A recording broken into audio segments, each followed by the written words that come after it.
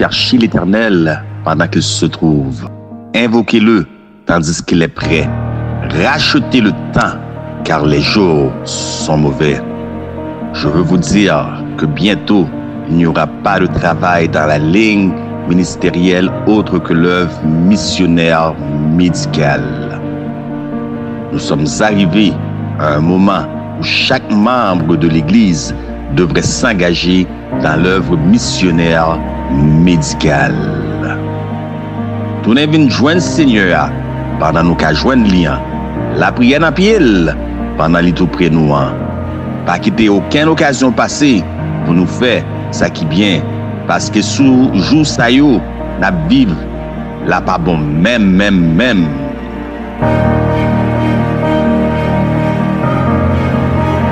Ce soir, d'après vous, quel serait l'organe du corps le plus important, le plus essentiel?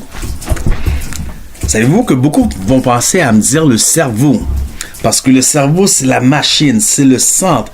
Mais saviez-vous que, peut-être un exemple, si vous vous noyez, et puis les secours ne viennent pas à temps, vous noyez après 6 minutes dans l'eau, ça peut varier là. Il y a des gens qui sont plus aptes que d'autres, mais la moyenne c'est 6 minutes dans l'eau. Après 6 minutes dans l'eau, le cerveau manque d'oxygène et vous tombez dans un coma végétal. Donc, c'est pas le cerveau. Qu'en est-il du cœur? Le cœur peut arrêter de battre. C'est des choses qu'on voit constamment, des arrêts cardiaques, mais le cerveau, lui, continue à fonctionner. Donc, ce n'est pas le cœur l'organe le plus important du corps. Et si je vous disais que l'organe le plus important du corps, c'est les oreilles.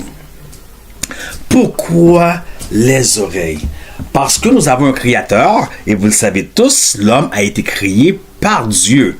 Et Dieu a donné à l'homme, après ça, la puissance et le pouvoir de se reproduire. Il a dit en Genèse 1, multipliez-vous, peuplez la terre, mais à prime abord, Dieu est notre créateur. Donc Dieu sait de quoi nous sommes formés.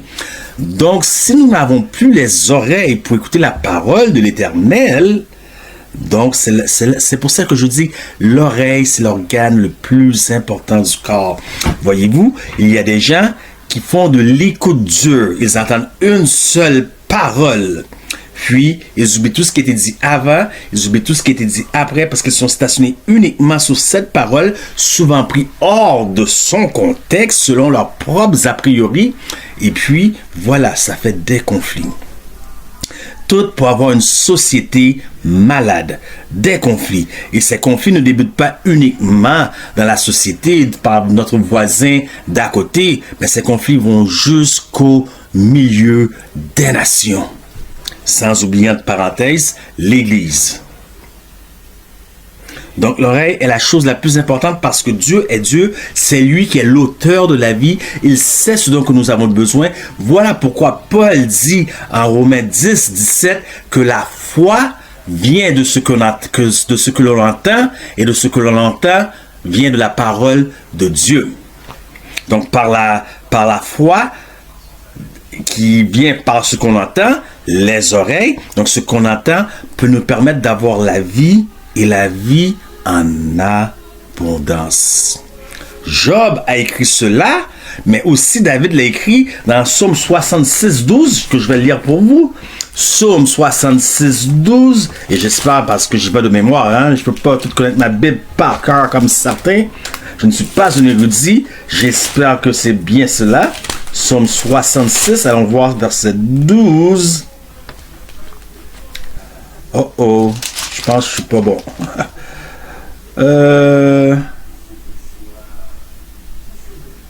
Non, c'est pas le bon verset. Vous allez me donner 2 petites secondes.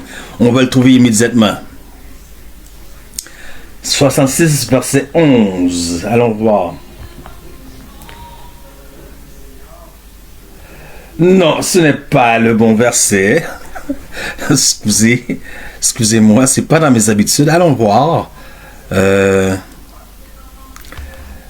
62, verset 11 qui dit: Dieu a parlé une fois, 2 fois j'ai entendu. Jacques nous dit, soyez prompts à entendre, lents à parler. Mais voyez-vous ce que Jésus, lui, nous dit? Jésus nous dit dans Matthieu 13 que celui qui a des oreilles entende. Dans le livre de l'Apocalypse aux diverses églises, il dit que celui qui a des oreilles entende. Revenons maintenant au conflit dans l'église à cause de l'écoute. Que se passe-t-il donc? Donc les conflits dans l'église à cause de l'écoute se résultent à cause qu'on n'écoute pas. Bien qu'ils ont des oreilles, bien qu'ils écoutent, ils n'entendent pas. Bien qu'ils entendent, ils n'écoutent pas. Bien qu'ils ont des yeux, ils ne voient point. Donc l'oreille, c'est la partie la plus importante, l'organe le plus important. Le jour où nous allons apprendre à nous écouter les uns les autres, parce que souvent, on invente avec la bouche ce que les yeux n'ont point vu. Souvent, on dit des choses, mais on ne sait, on n'a aucune idée des circonstances qui sont alentour. On se juge. Voilà ce qui fait des conflits, des sociétés, une société qui n'est pas en santé. Et souvent, malheureusement, on prend notre Bible et on tape les gens par-dessus la tête avec la Bible. En créole, on dit souvent, ma mère d'ailleurs me le disait à moi aussi, bam, oreilles, moi. Ça veut dire, donne-moi mes oreilles, mais c'est une expression, ça ne se dit pas ici. C'est comme si elle voulait dire, tu me casses les oreilles. Et souvent, on casse les oreilles aux gens parce qu'on ne veut pas qu'ils entendent qu'est-ce qu'on a à dire. Parce que on n'a peut-être rien de bon à dire, puis on les casse les oreilles. Mais par-dessus tout, bien-aimé, par-dessus tout, des fois, on se pense supérieur aux autres. On pense que les autres ne méritent pas d'écouter ce qu'on a à dire. Ils ne méritent pas d'écouter la parole de Dieu parce que je dois le partager juste avec ceux qui sont semblables à moi, qui pensent comme moi. Un exemple, si je vois une prostituée sur la rue, est-ce que je vais te porter à lui partager la parole de Dieu? Non.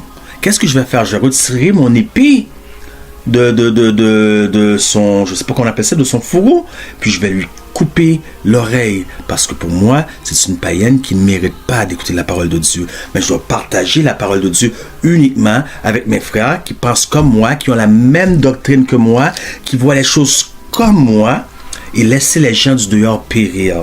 L'Église, ce n'est pas une secte ou un club pour une élite privée.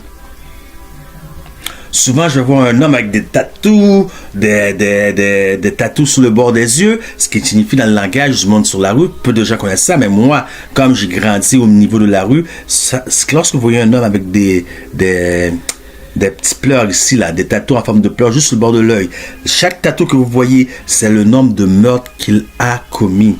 Dernièrement, j'étais dans un endroit, cette semaine même, j'étais dans un endroit et l'homme avait deux pleurs. Une larme ici et une larme là. Il a fait 2 meurtres. C'est un homme qui a commis 2 meurtres. Mais j'avais pas l'opportunité et il y avait les circonstances, parce qu'il y avait des gens entre nous. Et puis les circonstances aussi ne me permettaient pas de crier d'un bord à l'autre. Mais j'aurais aimé parler à l'homme. Juste dire, salut, comment ça va? Qu'est-ce que tu fais de bon? Et puis dégager une conversation. Qui sait où est-ce que cette conversation aurait pu nous mener? Vous comprenez? Mais les gens souvent ne pensent pas à partager, à parler aux autres. Les gens ne pensent pas à cela. Parce que, bon, c'est pas important. On va garder la parole de l'Éternel entre nous et au lieu de le partager, on va sortir notre épée, on va couper l'oreille de l'autre pour être sûr qu'ils n'entendent pas parce qu'ils ne méritent pas d'entendre la parole de Dieu. C'est exactement ce que Pierre... Un instant, on va pas dire Pierre, c'est ce que l'un disciple de Jésus, parce que là, je prends le texte à partir de Matthieu et je sais qui l'a fait, mais on va rester comme un bon théologien, comme un bon exégète. C'est exactement ce que l'un des disciples a fait à l'un des serviteurs du sacrificateur, lorsqu'ils sont venus arrêter Jésus, dans Matthieu 26. Et Jésus a dit, remets son épée, car celui qui vit par l'épée périra par l'épée. Et Jésus prit l'oreille et guérit le serviteur. Donc, pouvons-nous guérir l'oreille des gens? Je pense que c'est ce que nous devons faire, guérir l'oreille des gens afin de leur permettre d'écouter la parole de l'Éternel, car la foi vient de ce que l'on entend, et ce que l'on entend vient de la parole de Dieu, et uniquement au travers de la parole de Dieu peut-on obtenir la vie et la vie en abondance, ce qui inclut aussi la santé. Que Dieu vous bénisse. C'était votre humble serviteur, Jean-Rinel Guillaume, pour les ministères M3A, missionnaire médical.